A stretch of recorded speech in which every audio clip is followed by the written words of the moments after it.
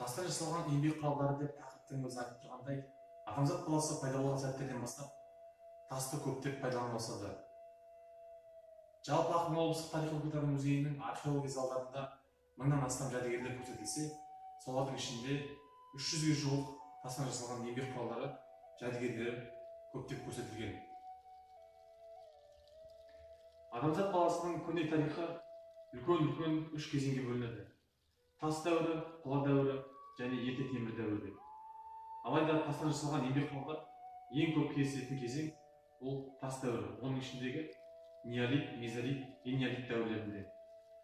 Қазақстан жерінде алғашқы адамдардың пайда болуы 1 миллион жыл бұрын Қаратау жотасындағы адамзат баласының ескерткіштерін куәландырса, Ақмола өңіріндегі бірден-бір үлкен ірі ескерткіштердің қатарына Ақтас тұрағын жатқызамыз. Ақтас тұрағы Зеренді ауданының Кенесары елді мекенінің маңында орналасқан.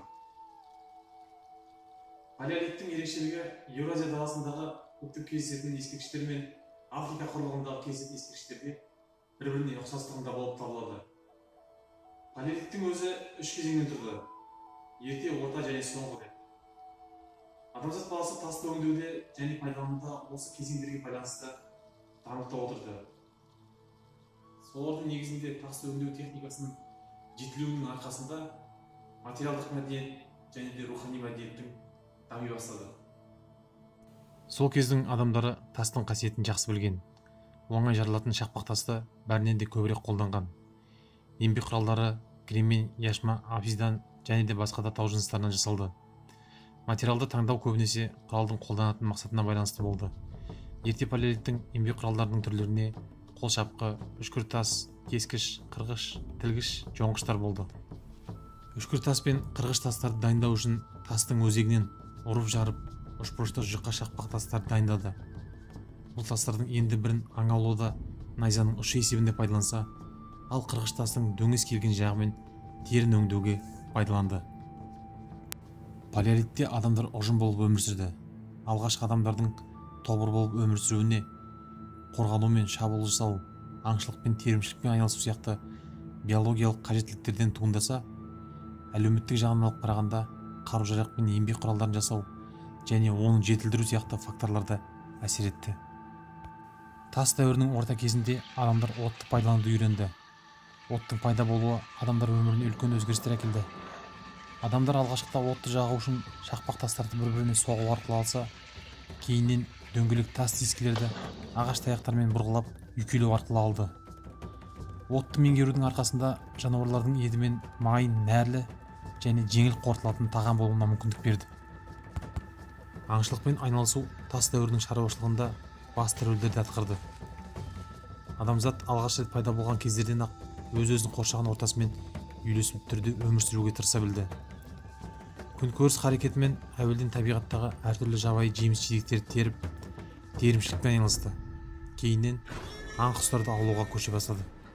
Аң аулаудың тәсілдері де әртүрлі болды. Атап айтатын болсақ, түрлі тас қарулар мен құрықтардың көмегімен қаумалау әдістері арқылы аңшылық құрды. Кейде жабайы жануарлардың жолына терең ор қазу немесе алдын ала дайындап қойған тұзаққа қарай қуу арқылы да аулады. Қазіргі Қазақстан жерінде адамдар аңшылықпен ежелгі палеолит дәуірінен бастап айналысқан. Мысалы, Ақмола облысының аумағында палеолиттік орындар көп болмаса да, олар қыратты және таулы жерлердің етегінде орналасқан. Аршалы кентінің жанындағы ежелгі тұрақ шеберханаларды зерттеу жоғарғы Есіл өзен аумағындағы ежелгі палеолит кезеңіндегі адамдардың пайда болуы мен мекендеулері туралы зерттеуге мүмкіндік берді. Ғылым үшін құнды ескерткіштердің қатарына Вишневка тұрағы болып есептеледі. Ал Зеренді ауданындағы Жамансыз ауылының жанынан табылған соңғы палеолиттік Ақтас тұрағы жақсы сақталған ескерткіштердің бірі болды. Ол жерден төменгі төрттік фаунасы сүтқоректілеріне жататын құлан, марал, бұлан, алғашқы дәуірдегі жабайы тур, арқар және тағы басқа аң жануарлардың сүйектері табылды. Сонымен бірге ежелгі адамдар аң терілерін өңдеу кезінде пайдаланған қырғыштар мен сүйектен жасалған сүргілер, инелер табылды. Қазу жұмыстары кезінде көптеген дөрекі тұрпайы келетін тас құралдар мен кварцитен жасалған дайындамалар көптеп кездесті. Олардың қатарында шапашот, сүргілер, балта дайындамалары, тағы басқалары табылды. Осы ескерткіштерге байланысты облыстық музейдің экспозицияларында қырғыштар, пышақтар, үшкір тастар, қырғылар, нуклеустер, кескіштер, шапқалар, соққыштар, жаңқалар, балталар, қол шапқы бифастар көрсетілген.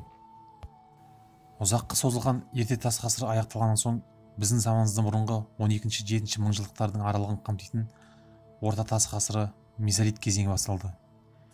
Мезолитте адамдардың қолданатын еңбек құралдары, қару-жарақтары бұрынғыдан да жетіле түсті. Бұл кездің адамдары аң аулаудың әдістері өзгерді. Мезолит дәуірінің ең маңызды өнер табысы садақ пен жебені ойлап табуы түбегейлі өзгерістерге әкелді. Адамдар енді алыс қашықтықтан отырып, жебе мен садақ арқылы аң аулауды жиі қолдана бастады. Садақ пен жебе барлық жерге тез тарады. Ол 10 мың жылдан астам уақыт бойы қолданылған сол кездің ең жаңа қару болып саналды. Мезолитте еңбек құралдарын дайындау техникасы да одан әрі өзгерістерге ұшырады. Бұл кезде қысқыш техникасы қолданылды. Қандай да болмасын тастан жасалған еңбек құралдар мен қару түрлерінің негізі сүйектен немесе ағаштан жасалды. Олардың негізіне ұзынша ойықтар саңылаулар жасап, оларға 2-3 сантиметрден тұратын екі қалақты өткір ұштар салынып, қарамайлы табиғи желімдермен немесе өсімдік сабақтармен бекітілді. Адамзат тарихында ең алғашқы экономикалық дағдарыс палеолит дәуірінің соңында болып өтті. Бұл кезде адамдар саны арта түсті. Мамонттық фауна құрамына кіретін жануарлар түрлері жойылды. Бұрынғыдай аңды қаумалап ұстау, қуалап аулау, тағы да басқа да аңшылық әдістері маңызын жойды. Осы кездегі мезолиттік садақ пен жебенің арқасында ұсақ әрі жүйрік аңдарды, тіпті құстарды да аулауға мүмкіндік берді. Оның ойлап табылуы өндіргіш күштер дамуындағы шын мәніндегі төңкеріс болды. Енді жекелеген аңшылар қауымға онша тәуелді болмай, өзі-ақ аң аулауға шыға алды. Нәтижесінде қауымдарға кезбе аңшылықтың рөлі артты. Осы мезолит кезеңіне қатысты музей экспозицияларында 1989 жылдары Ажи, Павловка, Ақпар ескерткіштерін зерттеу барысында табылған жәдігерлер ұсынылған. Олардың қатарында қалпына келтірілген найза, пышақтар, теріні өңдейтін қырғыштар, шанышқы мен жебенің ұштары, салмақты қырғыштар, нуклеустер, бифастар, балталар, көлемді шапқа құралдары мен жер қазатын құралдар көрсетілген. Мезолит кезеңінен кейін неолит, жаңа тас ғасыры. Тас ғасырының соңғы кезеңі келді. Неолит ғасыры шамамен біздің заманымызға дейінгі 6-3 мыңжылдықтар аралығын қамтиды. Неолит ғасыры мен тарихтағы аса ұзаққа созылған тас ғасыры аяқталды деп айтсақ та болады. Жаңа тас ғасырында тас өңдеу әдістері жетіліп, жоғарғы дәрежеге жетті.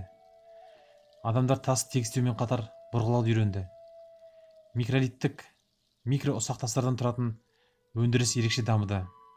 Неолит дәуірінде адамдар тұңғыш рет саз балшықтан ыдыс жасауды қолға алды. Ал еңбек құралдары тұтастай қауымның ұжымдық меншігінде болды. Бұл дәуірде Ақмола өлкесінде Атбасар мәдениетінің тайпалары мекендеген. Осы кезеңге қатысты музей экспозицияларында Тельман, Атбасар, Кеңеткөл 9 және 21 тұрақтарын зерттеу барысында анықталған жәдігерлер көрсетілген. Қорыта келгенде ұзақ жылдар өтсе де, адамдар өмір сүру үшін жинақтаған тәжірибесін кейінгі ұрпаққа жалғастырып отырды. Алғашқы еңбек құралдарын жасауды үйрену адам қолының жетілуімен қатар миының да дамуына әсер етті. Уақыт өткен сайын адам қабілеті жетіліп, өз білгенін бір-біріне үйрете бастады. Ежелгі адамдардың маймылдар мен жануарлардан басты айырмашылығы еңбек құралдарын жасай білуінде. Еңбек құралдарын жасауды игеру адамды жануарлар дүниесінен бөліп шығарып, күш қуаты мен шапшаңдығын еселеп арттырды. Музей экспозициясындағы ұсынылған түрлі тас еңбек құралдарын көргенде, адамды адам еткен еңбек екенін анық көрсетіп тұрғандай күйде боласың.